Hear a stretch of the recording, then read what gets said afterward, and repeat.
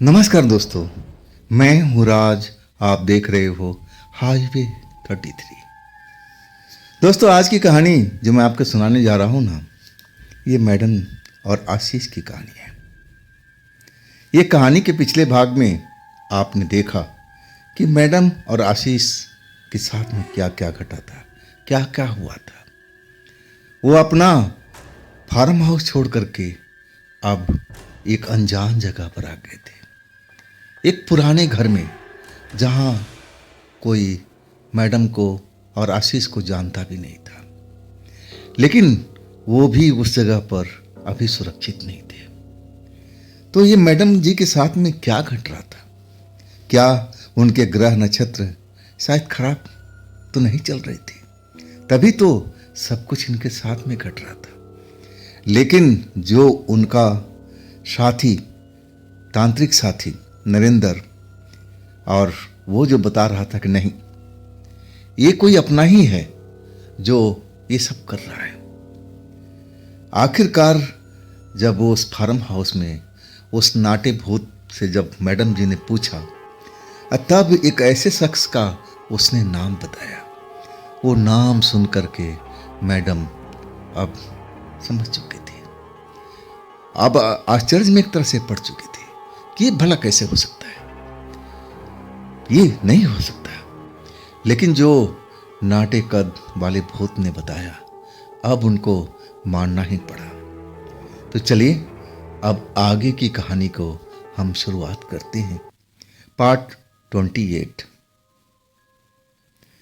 दोस्तों, ये जो कहानी मैडम जी की है और उनके साथ उनका पति आशीष और उनकी फ्रेंड, मैडम जी की फ्रेंड जेसिका। पिछले भाग में जो कुछ आपने समझ ही गए होंगे कहानी के बारे में। अगर पिछला भाग आप सुनना चाहते हो तो इस भाग में उसका लिंक डिस्क्रिप्शन में ज़रूर लगा दूंगा। अब ऐसी जगह पर मैडम अब आशीष और जेसिका को लेकर आ चुकी थी। बिल्कुल अनजान जगह था, लेकिन वो लोग भी यहाँ पर सुरक्षित नहीं थे।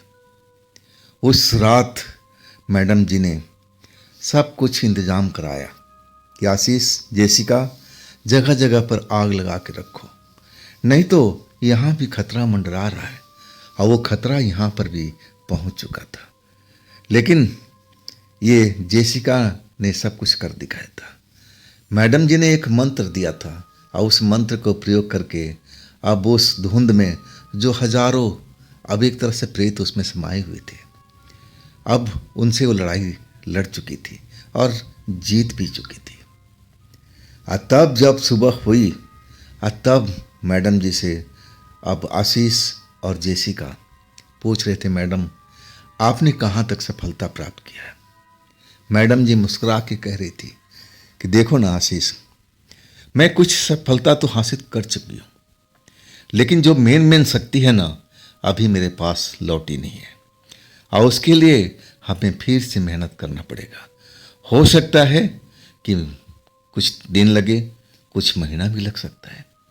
आशीष को यही समझा रही थी और जेसिका को भी यही समझा रही थी कि ये लड़ाई अभी ख़त्म नहीं हुई है, अभी लड़ाई का शुरुआत हुआ है।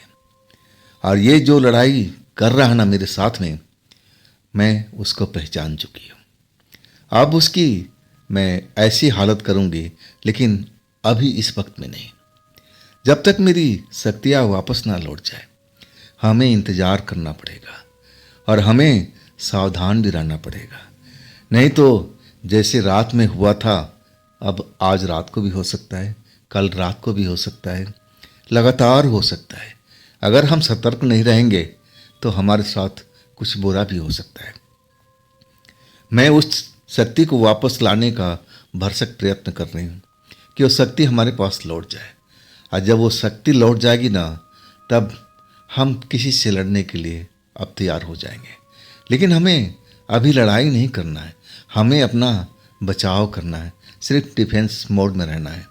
हम लड़ाई के काबिल अभी हुए नहीं हैं। अब आशीष, जेसिका और ये लोग समझ चुके थे। जो भी मैडम बता रही थी ना, इस बात को वो भली भांति अब जान चुके थे कि अभी वो लोग किसी से भी लड़ाई करने के लायक नहीं है, क्योंकि अभी मैडम जी की पूरी शक्ति लौटी जो नहीं है। इसके लिए अभी इंतज़ार करना होगा और हर रात को एक नई लड़ाई फिर से लड़नी पड़ेगी जब तक मैडम जी की पूरी शक्तियाँ वापस नहीं आ जाती। और वही हुआ। अब सारी रात जगने के बाद अब तीनों लोग भोजन करके और कमरे में सो चुके थे। आशीष भी गहरी नींद में, अब मैडम भी, उनका भी यही हाल था। अब फिर रात को जागना था, रात को वही क्रिया जो मैडम ने किया था उसको दोहराना था अपनी शक्ति पाने के लिए। अब जब शाम हो गई ना, तब आशीष की नींद खुली।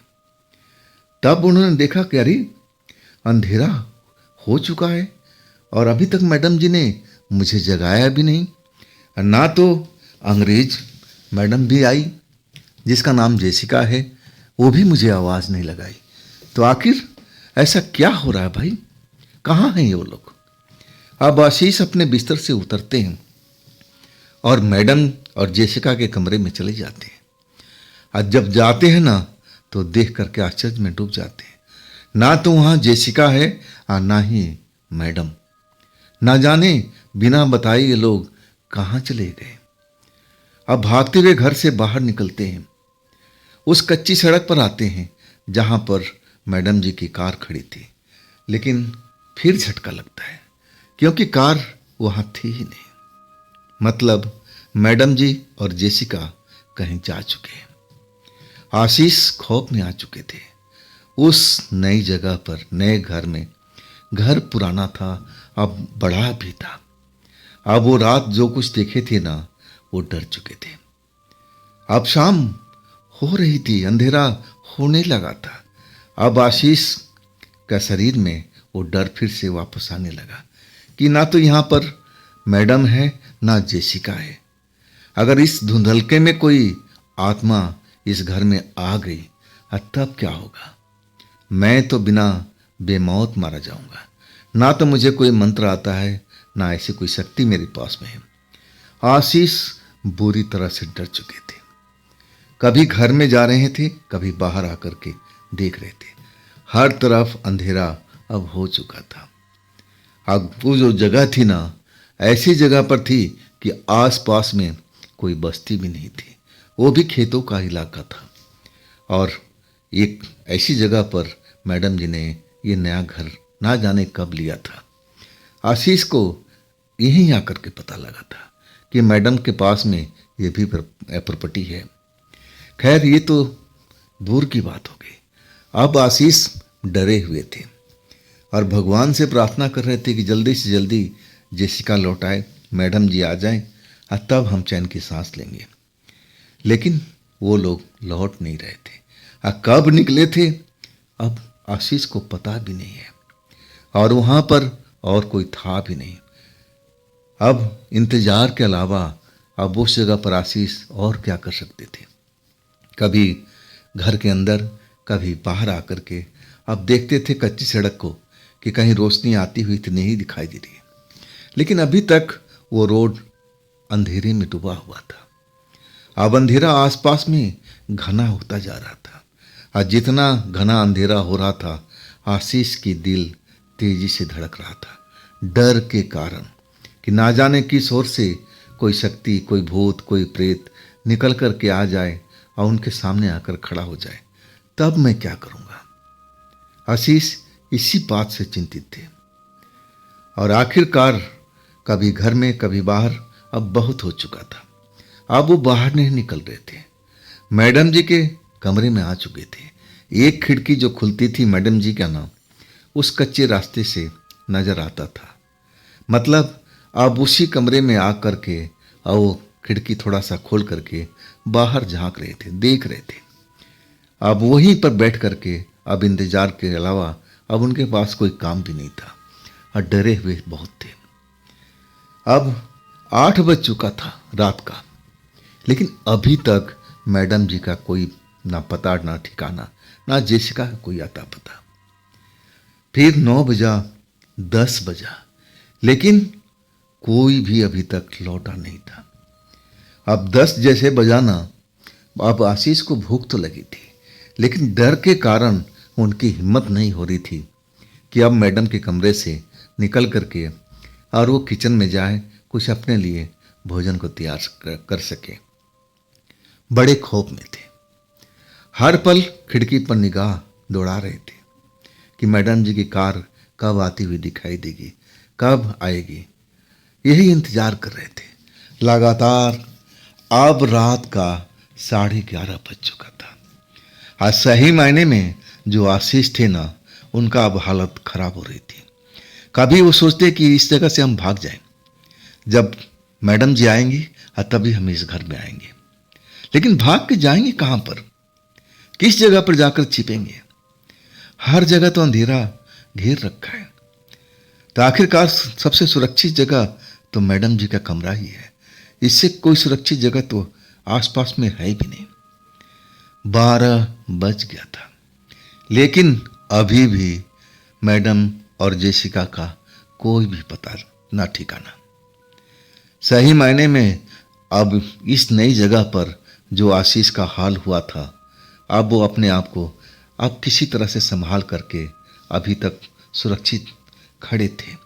लेकिन जो उनके दिल में चल रहा था ना, हर पल डरे हुए थे। जरा भी कहीं बाहर खटका होता, कोई भी आवाज सुनाई देता, तो उनको लगता था कि बस भूत आ गए, अब तो प्रेत नजर आ जाएंगे, थोड़ी देर में आ जाएंगे। खौफ में भर जाते थे, छुपने के ठिकाना ढूंढते थे, लेकिन वो तो घर के अंदर में थे। अब इससे बड़ा ठिकाना क्या हो सकता है? 12 बज गया।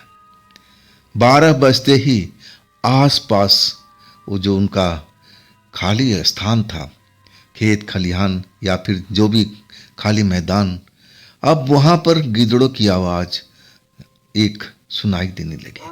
पहले एक गिदड़ की आवाज सुनाई पड़ी, और उसके बाद जैसे गिदड़ों की संख्या बढ़ती जा रही हो।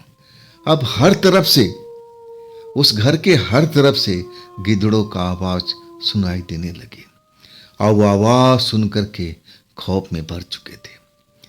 आशीष समझ नहीं पा रहे थे कि आखिरकार मैडम कहाँ रह गई।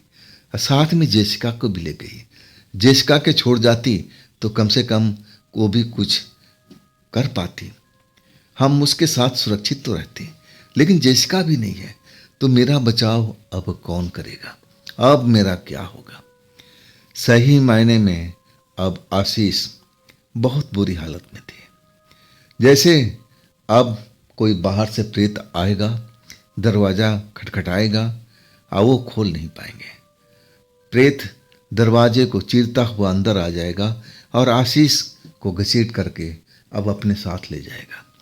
हर पल उनके मन में यही सब विचार चल रहा था। इस विचार के वजह से ही काफी खौफ में थे। गिदड़ों की आवाज लगातार चल रही थी, और तभी एक भयानक हंसी की आवाज सुनाई पड़ी। जैसे कोई औरत बड़ा दुखी हो, वो ऐसे ही आवाज कर रही थी। अचानक वो दुखी वाला जो आवाज था अब बदल गया था, जैसे उसको खुशी मिल चुकी हो और वो जोर जोर से हंस रही हो। ये आवाज आशीष के डराने के लिए काफी था, और वो समझ गए कि अब मैं बच नहीं पाऊंगा। मैडम ने मेरे साथ में धोखा किया है, उनको बता के जाना चाहिए था, या फिर मुझे साथ में ले जाती। मैं इस जगह पर मैं अकेला पड़ चुका हूं, मेरी कोई बचाव करने वाला नहीं। अब मैं क्या करूं? अब मैं क्या करूं?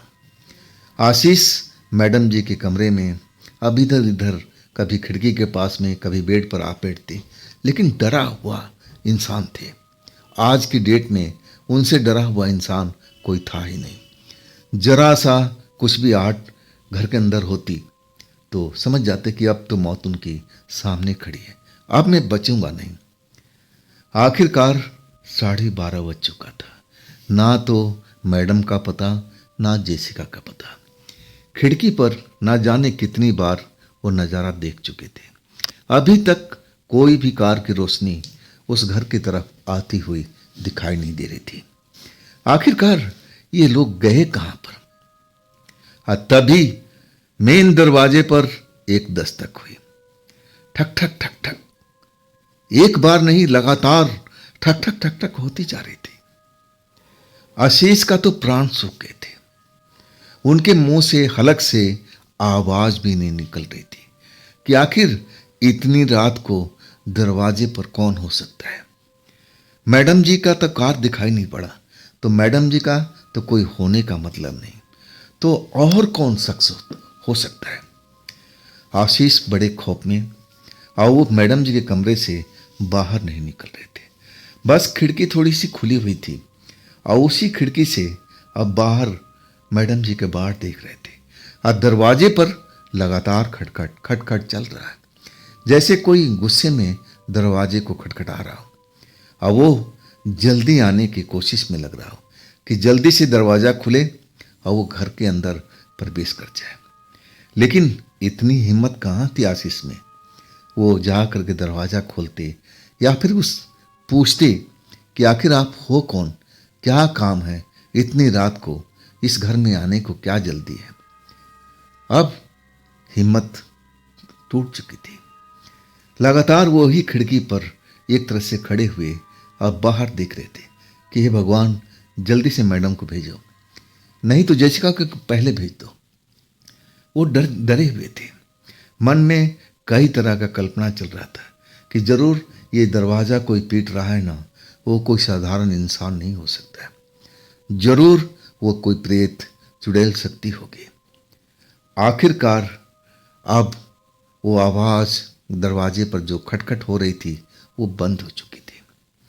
लेकिन डर जो आशीष के शरीर में प्रवेश किया हुआ था ना, वो कम नहीं हुआ था। अचानक जैसी खिड़की पर खड़े थे और देख रहे थे, तभी खिड़की में से एक लंबा हाथ जल्दी से आकर के और आशीष का गला दबोच लिया। ये सब इतनी जल्दी हुआ था ना कि आशीष कुछ समझ भी नहीं पाए थे कि ऐसा भी हो सकता है। अगर मैं दरवाज़ा नहीं खोलूँगा तो क्या ऐसा हो जाएगा। जब तक समझते ना तब तक तो देर हो चुकी थी। वो लंबा हाथ आशीष को खिड़की के पास घसीट रहा था, जैसे खिड़की तोड़ करके, दीवार तोड़ करके बाहर खींच लेगा। लेकिन कौन है, अभी तक आशीष देख नहीं पाए थे, क्योंकि जिसका हाथ था वो नजर ही नहीं आ रहा था और हाथ इतना भद्दा था कि आशीष की जान सूख गई थी। अपने गले से हाथ छुड़ाने का प्रयत्न कर रहे थे, लेकिन छुड़ा नहीं पा रहे थे। चिल्लाना शुरू कर दिए थे कि मैडम जी कहाँ हो, जेसिका कहाँ हो। अब चिल्लाने के अलावा उनके पास कोई काम ही नहीं बचा था। हर पल वो जो पंजा था ना, जो गले का दबोच रखा था, वो पंजा अब उनके गले को खींचता हुआ एक तरह से खिड़की पर चिपका दिया था। और आशीष को लग रहा था कि खिड़की टूटे या ना टूटे, लेकिन इतना दबाव उनके गर्दन के ऊपर में आ चुका था, गले के ऊपर में, हो सकता है कि उनका गर्दन की हड्डी टूट जाए। अब फिर वो बच नहीं पाएंगे। उनकी आंखों के आगे अंधेरा छाने लगा था। मौत सामने दिखाई दे रही थी हाथ की शक्ल में, लेकिन अपनी मौत का चेहरा देख नहीं पा रहे थे। कौन हो सकता है? कोई औरत है, कोई मर्द है, भूत है, पिशाच है, या फिर कुछ और है। मौत नजर नहीं आ रही है, लेकिन हर पल मौत अब अपने पास में खींचती जा रही है।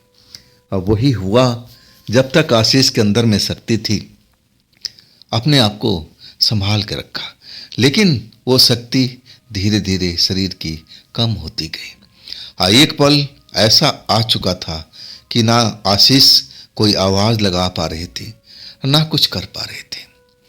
बस अब उन्होंने अपने आप को ये समझ लिया था कि मैं अब जिंदा नहीं बचूंगा। और वही उनके साथ में हो रहा था। वो हाथ का पंजा शक्तिशाली और आशीष का गला अब एक तरह से दबोचे हुए खिड़की पर खींचता जा रहा था। अब एक एक पल लग रहा था कि आशीष का दम टूट जाएगा, अब बच नहीं पाएंगे। और वही हुआ, आशीष अंधेरे में डूबते चले गए। जैसे उनके सर पर ऐसा कोई चोट लगा हो और हर तरफ अंधेरा ही अंधेरा दिखाई दे रहा था। तभी कार की रोशनी अब दिखाई दी, एक पल के लिए। इसके बाद आशीष को होश नहीं था कि अब उनके साथ में क्या हुआ। पहली नज़र में उस कार को देखा था, तभी उनको लगा था कि अब मैडम आ चुकी है, अब मैं बच जाऊंगा। लेकिन तब तक देर हो चुकी थी। जो भी वो भयानक पंजा उनका गले का दबोच रखा था, अब वो अपना काम कर चुका था। तो क्या आशीष अब जिंदा भी हैं कि नहीं है? अब आशीष को जब होश आया ना, तो मैडम के पलंग पर लेटे हुए थे और बगल में जेसिका और मैडम जी आशीष को बार बार चेहरे पर पानी का छींटा मार रहे थे। आशीष उठो, आंखें खोलो, आशीष उठो। अब आशीष जब होश में आए ना, तो पहले जो नज़र पड़ी जेसिका पर पड़ी। जेसिका का चेहरा परेशानी से भरा हुआ था, उसके चेहरे पर अब भय दिखाई दे रहा था। और जब थोड़ा सा नज़र इधर किए, तब मैडम का चेहरा नजर आया। उनके चेहरे पर भी परेशानी की रेखाएं साफ नजर आ रही थी, बार बार आवाज़ लगा रही थी, आशीष आंखें खोलो, आंखें खोलो, तुम ठीक हो। तब आशीष आंखें खोल दिया था। अब जैसे ही आंखें खोले ना, जेसिका के चेहरे पर जो उदासी की रेखाएं थी, अब उनका चेहरा एक तरह से चमक गया था और वो कहने लगी, अरे वाह, आशीष ने आंखें खोल दिया, मैडम जी आंखें खोल दिया। अब आशीष एक तरह से पूरी तरह से होश में आ चुके थे, लेकिन जो उनकी शरीर ऐसा लग रहा था कि शरीर का पोर पोर दर्द में डूबा हुआ है और वो बहुत ही कमजोरी फील कर रहे थे। ना जाने वो किसका पंजा था हाथ का, जो उनका गला को अब अच्छी तरह से पकड़ रखा था। उसका चेहरा देख नहीं पाए थे, लेकिन वो हाथ इतना गंदा अब बदसूरत था और उसमें अब सड़न की बदबू भी आ रही थी। तो उस हाथ को देखकर समझ गए थे कि वो हाथ किसी इंसान का तो नहीं हो सकता है, वो जरूर प्रेत आत्माओं का होगा। तब तक सहारा दे करके मैडम जी आशीष को उठा दिया। मुस्कुरा के कहने लगी कि आशीष, हमसे बड़ा भूल हो गई। तुम सो रहे थे, हम सोचे थे कि हम जरूरी सामान लेने गए थे, हम जल्दी लौट आएंगे। लेकिन आशीष, मैं क्या बताऊं तुम्हें हम लोगों के साथ में क्या घटी थी। अब तुम स्वस्थ हो जाओ, अब हम आ चुके हैं ना, अब तुम्हें हम अकेला नहीं छोड़ेंगे। हुआ क्या था तुम्हारे साथ में? आशीष कई पल तो मैडम जी को घूरते रहे, फिर निगाहें जेसिका पर। अब फिर आशीष कहने लगे कि मैडम जी, जब आपकी कार की रोशनी नजर आई ना, तो मैं समझ गया कि मैं जिंदा बच जाऊंगा। लेकिन तभी ऐसा लगा कि मेरे सर पर कोई बार हुआ हो और मैं अंधेरे में डूबता चला गया हूं। मैं एक पल के लिए आपकी कार का हेडलाइट की रोशनी देखा था, तो मन में जरूर महसूस हुआ कि मैं जिंदा बच जाऊंगा, और उसके बाद मुझे कुछ भी याद नहीं है। मैडम अब बताने लगे कि आशीष, हम सही वक्त पर अब उस जगह पर पहुंच गए थे। अब मैंने भी उस शख्स को देखा था जो खिड़की में हाथ डाल करके तुम्हारे गले को अब एक तरह से घोटने की कोशिश कर रहा था, और वो ताकत भी लगा रहा था कि वो दीवार सहित, खिड़की सहित तुम्हें बाहर खींच ले। और जानते हो वो शख्स कौन था? वो एक पिशाच था, और वो पिशाच भी बहुत शक्तिशाली था। मैं उससे लड़ नहीं सकती थी। अभी इतना पावर हमारे अंदर नहीं आया है। अभी तो हम कुछ पावर को लेकर के शुरुआत किया हूँ। अब जब तक वो पूरा शक्ति मेरे पास नहीं लौटेगी, तब तक हम किसी शक्तिशाली प्रेत आत्मा से लड़ भी नहीं पाएंगे। लेकिन जैसे ही हम पहुँचे ना, कार की रोशनी तुम पर पड़ी और वो प्रेत तुम्हें छोड़ चुका था, और फिर अंधेरे में गायब हो चुका था। मैं उसकी हाइट और देख करके समझ चुकी थी कि वो एक शक्तिशाली प्रेत था जो तुम्हें बाहर खींचने का कोशिश कर रहा था, और कार की रोशनी से शायद वो घबरा गया था, डर गया था और तुम्हें छोड़ करके निकल चुका था। इसके बाद हम लोग जल्दी से घर में आए। दरवाज़ा जैसे खुला हुआ था और खुला हुआ दरवाजे पर बाहर खून ही खून फैला हुआ था। जैसे हमने खून देखा ना, तो हम तो डर गए थे कि कहीं इस घर में कोई ऐसा कुछ कांड तो नहीं हो गया। खून किसका था जो दरवाजे पर फैला हुआ था, और दरवाजा कैसे खुला हुआ था? हम दोनों के दोनों बहुत बुरी तरह से डरे हुए थे। और जब हम कमरे में पहुंचे ना, तो तुम अपने कमरे में नहीं थे। और इसके बाद हम लोग समझ गए थे कि शायद वो जो खून है वो तुम्हारा ही था, और तुम्हारे साथ में कुछ बुरा हो चुका है। सही मायने में आशीष, हम दोनों यही समझ चुके थे कि हमने तुम्हें खो दिया है। लेकिन भगवान का शुक्र है कि तुम मेरे कमरे में थे, और उसी खिड़की के पास अब तुम नीचे ज़मीन पर फर्श पर गिरे हुए थे। जब हम अपने कमरे में आए ना, और तब तुम्हें उस खिड़की के पास देखा जो ज़मीन पर गिरे हुए थे, और तुम बेहोशी में थे। हमने तुम्हें पलंग पर उठाया, और फिर अपने तंत्र मंत्र का प्रयोग करने लगे, लेकिन उससे भी बात नहीं बन रही थी। वो प्रेत जो था बहुत ही शक्तिशाली था। वो तुम्हें तो छोड़ दिया था, लेकिन उसका असर तुम्हारे शरीर पर आ चुका था। अगर मैं थोड़ा बहुत मंत्र का जानकार अब नहीं होती, तो तुम शायद रात में ही तुम अपनी जान को गंवा बैठते। लेकिन वो मंत्र मेरे जो काम आया, जो मेरे दिमाग में बैठा हुआ था, और उसी मंत्र के सहारे मैं तुम्हें बचाने में कामयाब हो चुकी। और इसके बाद मैं तुम्हें पानी का छिड़काव करके तुम्हें होश में लाई। अब बताओ, अब तुम्हारी तबीयत कैसी है? आशीष बताने लगे कि मेरा शरीर का पोर पोर दुख रहा है। ऐसा लग रहा है कि जैसे शरीर में बहुत अब दर्द हो रहा है। हर जोड़ों में दर्द मुझे महसूस हो रहा है। मैडम मुस्कुरा के कहने लगी कि चलो, ये दर्द भी सही हो जाएगा सुबह तक। अब घबराने की जरूरत नहीं है आशीष, मैं तुम्हें कभी छोड़ करके अकेले नहीं जाऊंगी। तब आशीष पूछने लगे कि मैडम जी, आपके साथ क्या हुआ था? आप बता रही थी अपने बारे में कि आपके साथ कोई घटना घटी थी। मैडम जी कहने लगी कि हाँ आशीष, जैसे तुम्हारे साथ हुआ था ना, हमारे साथ भी हुआ था। हम ऐसी एक जगह पर फंस गए थे जहाँ हमें रास्ता ही नहीं मिल रहा था। और तब मैडम जी बताने लगी कि हम तो करीब 9 बजे ही हम इस रोड पर मुड़ चुके थे, और हमें लगा था कि हम जल्दी से अब नए घर पर पहुंच जाएंगे। कच्ची सड़क पर हम चलते जा रहे थे, और अचानक एक धुंध ने हमें घेर लिया, और वो धुंध इतना जल्दी आया था कि हम अपने आप को बचा भी नहीं पाए। धुंध में हमारी कार ढक चुकी थी। हेडलाइट की रोशनी अब उस धुंध को पार नहीं कर पा रही थी, और तभी मुझे समझ में आ गया था कि यह साधारण धुंध नहीं है। ये धुंध में बहुत सारी शक्तियाँ हैं, और उस शक्तियों का ही कारनामा है जो मुझे पता चल गया था।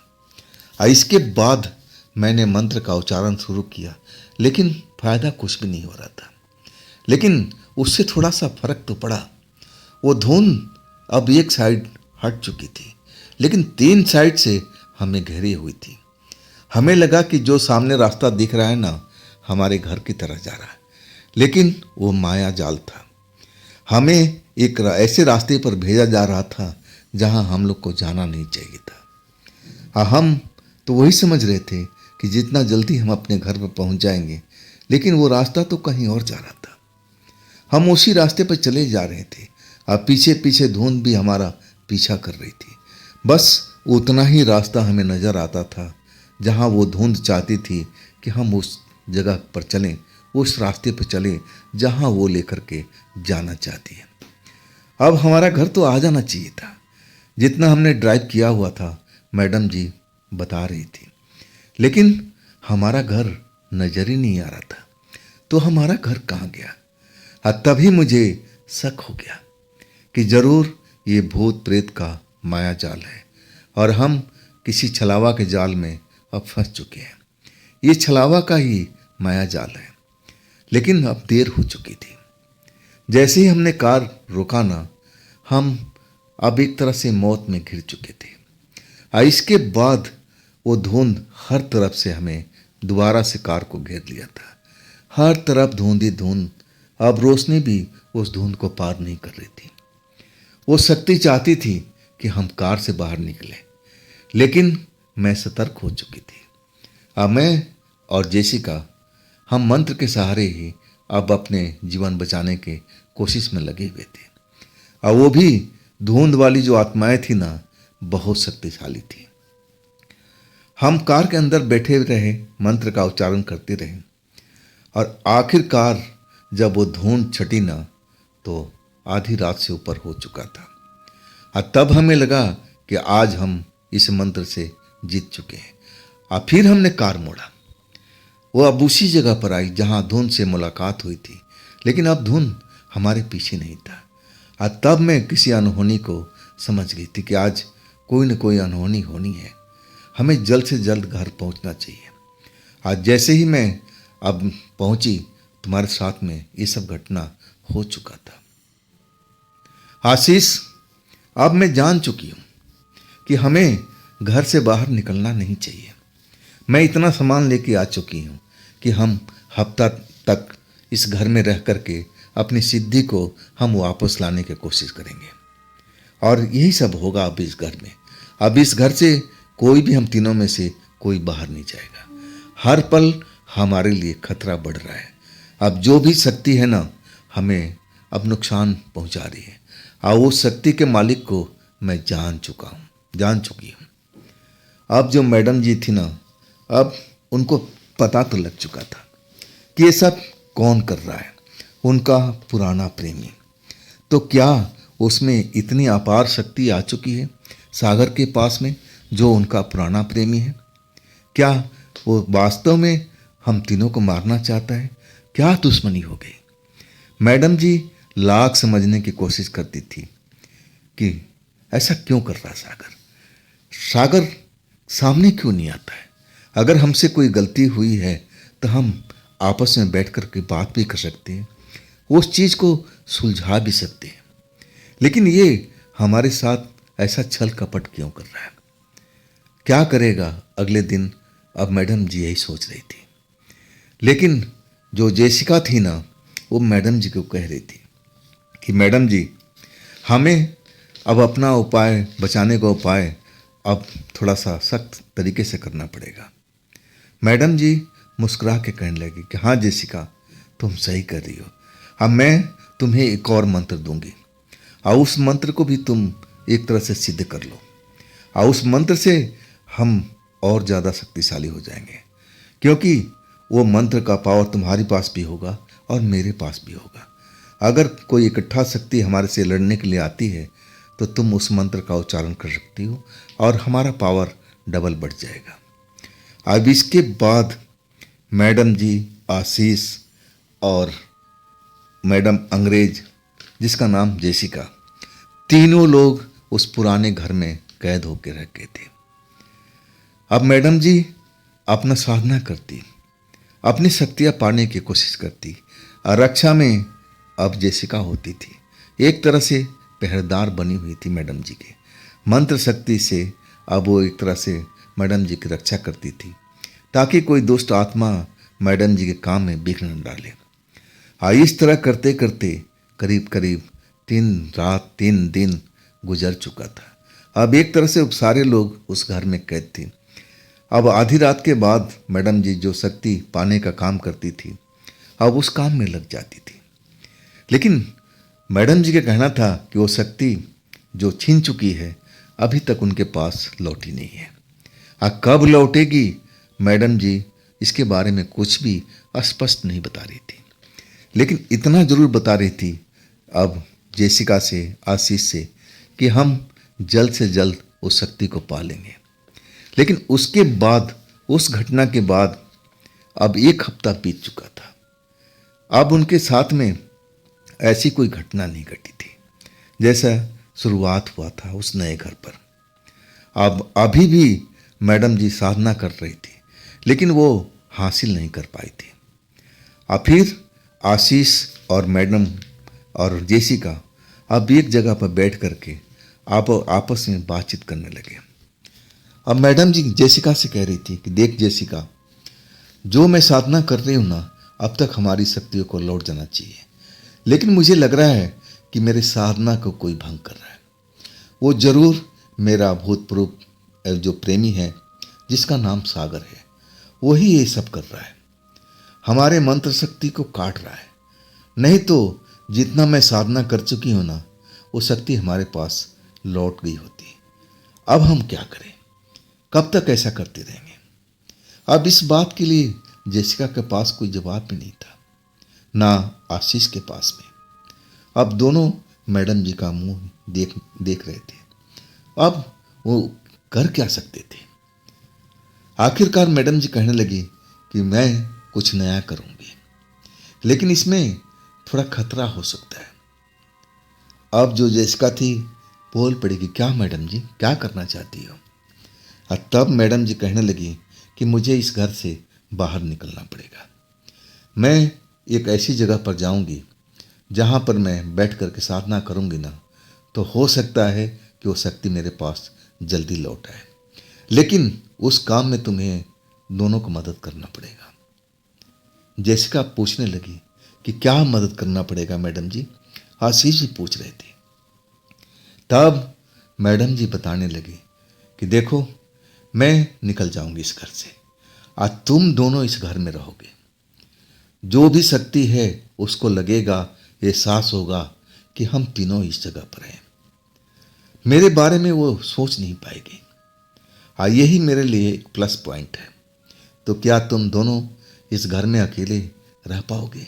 क्या यह काम कर पाओगे? मेरी मदद कर लोगे? अब जेसिका तो हाँ बोल दी कि हाँ जी, हम कर लेंगे। लेकिन आशीष की हालत खराब हो चुकी थी। अब वो कहने लगी मैडम, आपके बगैर हम कैसे क्या करेंगे? ये तो जेसिका भी डर जाती है। नहीं मैडम, हम आपके बगैर इस जगह पर रह ही नहीं पाएंगे, आपको अच्छा लगे या बुरा लगे। हमसे ज़्यादा डरपोक जेसिका है, जो अपने आप को आज फन्ने खा समझ रही है। मैडम जी अब देख रही थी घूर करके जेसिका को, आशीष को, कि ये लोग क्या बोल रहे हैं। लेकिन बार बार जेसिका कह रही थी कि नहीं आशीष, मैं सब कुछ संभाल लूंगी। मैडम जो करना चाहती हैं उनको करने दो, तुम उनके काम में विघ्न मत बनो, नहीं तो मैडम जी की शक्तियाँ वापस नहीं आएगी। हमें कुछ तो करना पड़ेगा। और मैडम जी को समझाने लगी, मैडम जी आप जा सकती हैं, आपको जो करना है कर लीजिए, हम इस घर में रहेंगे और किसी को महसूस भी नहीं होने देंगे कि आप इस घर में नहीं हैं। मैं आपकी कपड़े पहन के रखूँगी, आपका ही स्टाइल सब कुछ कॉपी करूँगी। अगर कोई बाहर से देखेगा भी ना झांक करके, तो लगेगा कि आप इसी जगह पर हैं। मैडम जी के चेहरे पर मुस्कुराहट दौड़ गई थी और कहने लगी कि जेसिका, तुमने सही बोला है, तुम ऐसा ही करो जैसा तुम सोच रही हो। और आशीष, तुम डरते क्यों हो? जेसिका है ना तुम्हारे पास में, अब इतना मंत्र तो जान चुकी है कि वो तुम्हारा और अपना खुद का रक्षा कर सके। अब हमें जाने दो, जब मैं बाहर निकलूंगी, उस जगह पहुंचूंगी ना, तभी मुझे लग रहा है कि वो शक्ति मेरे पास में लौटेगी। इस घर में संभव नहीं हो रहा। लेकिन आशीष नहीं चाहते थे कि मैडम बाहर जाए और वो जेसिका के साथ उस घर में रहे। एक तो भूत से खतरा भी था और दूसरा जेसिका से भी खतरा था। जेसिका तो ऐसे ही अब वक्त का फायदा उठाने की कोशिश में रहती थी आशीष के साथ में, और 2 बार आशीष के साथ में ऐसी घटना हो चुकी है। अब आशीष भी इस बात से ज़्यादा खौफ में थे कि मैडम जी गई, ना जाने कब तक लौटेंगी। अब इसके बाद इस घर में तो जेसिका का राज होगा, जो चाहेगी वो करेगी, और वो वाइन पीने के बाद में अपने आप में रहती नहीं। एक बार वाइन पी लिया ना, तो फिर मेरी खैर नहीं। लेकिन अब जो मैडम जी थी ना, आशीष को समझाने लगी कि देखो आशीष, अब तुम्हारा जिम्मा सब कुछ इस घर को देखभाल करने का है, और जेसिका का जिम्मा है तुम्हारी सुरक्षा। आओ आओ, खुद का अपना सुरक्षा वो कर लेगी। तुम दोनों अपनी जिम्मेवारी को अपने ढंग से निभाओ और मुझे जाने दो, नहीं तो हम इस घर में सालों भर रह जाएंगे ना। मुझे नहीं लग पा रहा है कि हम उन शक्तियों को वापस पा लेंगे। हमें बाहर निकलना ही पड़ेगा। मुझे उस गुप्त स्थान पर जाकर के साधना करना पड़ेगा और तभी मैं उन शक्तियों को वापस पा सकती हूँ।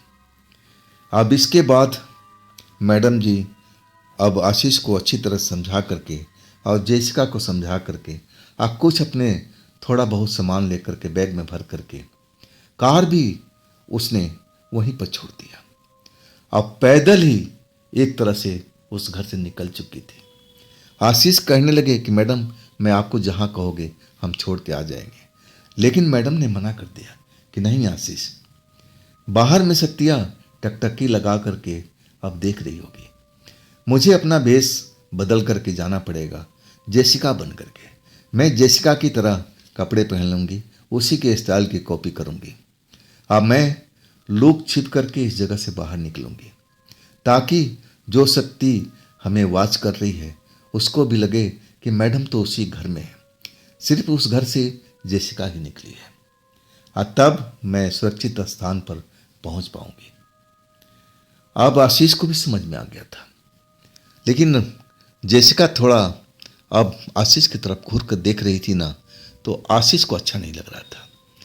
वो ऐसे ही वक्त में आशीष से फायदा उठाती थी। मैडम तो निकल गई। अब उस घर में अब जेसिका और आशीष दो ही लोग बचे हुए थे। दरवाज़ा बंद हो चुका था और वो अब एक तरह से वो घर जो था, घर का कंट्रोल जेसिका के हाथ में आ चुका था।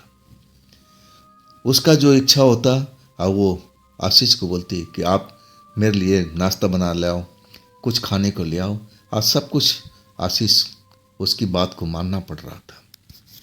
शाम हुई। शाम होते ही जो जेसिका थी ना, अब पूरा मूड में आ चुकी थी। अपनी वाइन का बोतल वो खोल करके बैठ चुकी थी। आशीष समझा रहे थे कि देखो जेसिका, ये काम मत करो। इस जगह जो है ना, हम लोग खतरे से भरे हुए हैं। जैसा मैडम ने कहा, अब मैं भुगत भी चुका हूँ। अगर तुम वाइन का सेवन करोगी ना, तो तुम अपने आप को संभाल नहीं पाओगे, तो तुम्हारी जो शक्ति है अब क्या होगा। तुम उस मंत्र का उच्चारण भी नहीं कर पाओगे वाइन पीने के बाद में। अब इसको छोड़ दो। लेकिन जेसिका कहने लगी, यार छोड़ो ना, मुझे बहुत दिन हो गया पिए हुए, और आज घर में मैडम भी नहीं है, तो मुझे थोड़ा एंजॉय कर लेना चाहिए। आशीष, आप जाओ अपने कमरे में आराम करो, आप मुझे अकेला छोड़ दो। जब ये बात जेसिका ने आशीष को बताया ना, तो आशीष भी हैरान थे कि जेसिका तो उनको अकेले में फ़ायदा उठाती थी, लेकिन आज वो खुद ही कह रही है कि जाओ आशीष, मुझे अकेला छोड़ दो और जाओ अपने कमरे में जाके आराम करो, मुझे अकेला रहने दो। यही तो चाहते थे। और जल्दी से आशीष उस कमरे से बाहर निकल गए, अपने कमरे में आ चुके थे, लेकिन दरवाज़ा बंद नहीं किए थे। सबसे बड़ी गलती उन्होंने उस वक्त में किया था। कमरे में आकर के लेट गए। अब कई दिनों से ऐसा सब मारामारी चल रहा था, अब थोड़ा सुकून मिला था। बिस्तर पर लेटते ही आशीष को नींद आ चुकी थी और उनको लगा था कि अब वाइन पीने के बाद में खाने के लिए ज़रूर अब आवाज़ देगी जेसिका, और फिर उनको किचन में जाना पड़ेगा और वो ज़रूर उठाएगी। अब थोड़ा सा झपकी मार लेता हूँ। लेकिन वो झपकी मारने के चक्कर में पूरी नींद में आ चुके थे। जब उनको महसूस हुआ अंधेरा कमरे में हो चुका है और कोई दो हाथ उनको बाहों में भर रखा है, उनके बालों पर कोई हाथ फेर रहा है। अब आशीष देखने की कोशिश करने लगे, ये सब क्या हो रहा है, कहीं वो कोई ख्वाब में तो नहीं है, कोई ड्रीम में तो नहीं है। लेकिन जैसे ही आँख खोलते हैं ना, तो कमरे में अंधेरा ही अंधेरा है हर तरफ। अब जो उनको स्पर्श हुआ ना, उस स्पर्श को अब समझने की कोशिश करने लगे कि ये हाथ किसके हैं। मैडम तो यहाँ है नहीं। तो अचानक जेसिका का ध्यान आया, अरे ये जेसिका का हाथ तो नहीं है। वाकई आशीष अब एक तरह से समझ चुके थे कि इस घर पर अब जेसिका का अब राज चल रहा है। अब वाइन पीने के बाद में जेसिका ऐसे ही करती है। अब जेसिका को हाथ को झटकने लगे, बोलने लगे, जेसिका ये क्या कर रही हो। लेकिन जेसिका कुछ बोल नहीं रही थी, चुपचाप शांति से अब उनके साथ में अब प्रेम करने की कोशिश कर रही थी। अब हर पल अब जो आशीष थे अब जेसिका को हाथ छुड़ाने की कोशिश कर रहे थे, कह रहे थे कि तुम यहाँ से जाओ ना जेसिका, ये क्या कर रही हो तुम, देखो मेरे साथ में 2 बार ऐसे कर चुकी हो, अब तीसरा नहीं, तुम मुझ पर रहम करो जेसिका, तुम जाओ, अब जाओ मैडम जी के कमरे में जाकर के आराम करो। लेकिन जेसिका जिसको मान रहे थे, आशीष जेसिका ही समझ रहे थे कि जेसिका है। अब स्पर्श भी वो पहचानते थे। अब उनको तीसरा कोई ख्याल भी तो नहीं आ रहा था। कमरे में अंधेरा फैला हुआ, अब वो एहसास जेसिका का ही था। बार बार समझाने के बाद भी जितना दूर करने की कोशिश करती जेसिका को, वो ज़्यादा ही उनसे लिपट रही थी, प्रेम करने की कोशिश कर रही थी। आखिरकार अब ऐसा कुछ हुआ, वो भी इंसान थे, जवान थे। अब एक तरह से अब उसके जो विचार थे आशीष के, कि जो चाहते थे कि ऐसा ना हो, लेकिन अचानक उनका जो मूड था ना चेंज हो चुका था। जैसे लगा उन पर कोई जादू टोना कर दिया हो, और वो जादू टोना के जैसे चक्कर में पड़ गए हो। और वो एहसास उनको होने लगा कि जेसिका ना होकर के अब उनके साथ में मैडम है। मैडम समझ के ही अब आशीष प्यार करने लगे थे। अब प्यार करने के बाद में आशीष को फिर नींद आ चुकी थी, गहरी नींद में अब सो चुके थे। जब सुबह उनकी आंख खुलती है ना, तब सबसे पहले अपने बगल में सोए हुए उस इंसान को देखते हैं। वाकई में जेसिका को अपने बगल में देखते हैं ना, तो सारा खेल समझ जाते हैं और जेसिका को उठाने लगते हैं कि जेसिका, जेसिका ये तूने मेरे साथ में क्या किया। जेसिका जैसे अभी भी नशे में हो और बड़बड़ाते हुए कहने लगी, आशीष मुझे अभी सोने दो, मेरी नींद पूरी नहीं हुई। अब आशीष बहुत गुस्से में आ चुके थे, जेसिका को उठा रहे थे, जेसिका उठो उठो, ये तूने मेरे साथ में क्या किया। मेरे ऊपर में कोई तुमने जादू का प्रयोग किया। मैं तो तुम्हें रात में मैडम समझ रखा था, लेकिन तुमने जरूर मेरे ऊपर में कोई जादू का प्रयोग किया है, कोई मंत्र का प्रयोग किया है। तब जेसिका अपनी आंखें खोल दी, देखा खिड़की से रोशनी आ रही है, लगातार रोशनी घर के अंदर प्रवेश कर रही है। और जेसिका के चेहरे पर एक मुस्कान दौड़ गई थी। अब फिर आशीष को देख करके कहने लगी, अरे क्या हुआ आशीष, तुम अब इतना मेरे को क्यों डांट रही हो, मैंने ऐसा क्या कर लिया, मैंने तुम्हें प्यार ही तो किया है। आशीष गुस्से में थे, कहने लगे, देखो जेसिका, मैं तुम्हारा पति नहीं हूँ, मेरी पत्नी मैडम जी हैं। आज तुम मेरे साथ में ये धोखा कर रही हो, तुम अपने साथ में धोखा कर रही हो और अपने प्रिय सहेली मैडम जी के साथ भी कर रही हो। ये बात मैं मैडम जी को ज़रूर बताऊंगा, जैसे ही मुझे मौका मिलेगा सबसे पहले इसी बात को रखूंगा। अब मैं मैडम जी से अब छुपाऊंगा नहीं, चाहे तुम जो भी कोशिश कर लो। इसके बाद अब जो आशीष थे वहाँ से अपने कमरे से निकल करके अब किचन की तरफ चल पड़े थे। और जेसिका आवाज़ देती रहेगी, अरे सुनो तो सही आशीष, रुको तो सही, मैं भी आ रही हूँ। लेकिन तब तक आशीष किचन में पहुँच चुके थे। तो दोस्तों, आज की कहानी मैं यहीं पर ख़त्म कर रहा हूँ। इसका दूसरा भाग मैं जल्द लाने का कोशिश करूँगा और जल्द ही लाऊंगा इसका अगला भाग। तो अभी तक का ये कहानी आपको कैसी लगी कमेंट में ज़रूर बताइएगा। और दोस्तों, ये भी चैनल आप ही का है, तो इसको भी अपना प्यार दीजिए, लाइक कीजिए, सब्सक्राइब कीजिए। और फिर हम मिलते हैं इसी चैनल पर इसी समय में कल एक नई कहानी के साथ में। आप लोग अपना ख्याल रखिएगा। नमस्कार।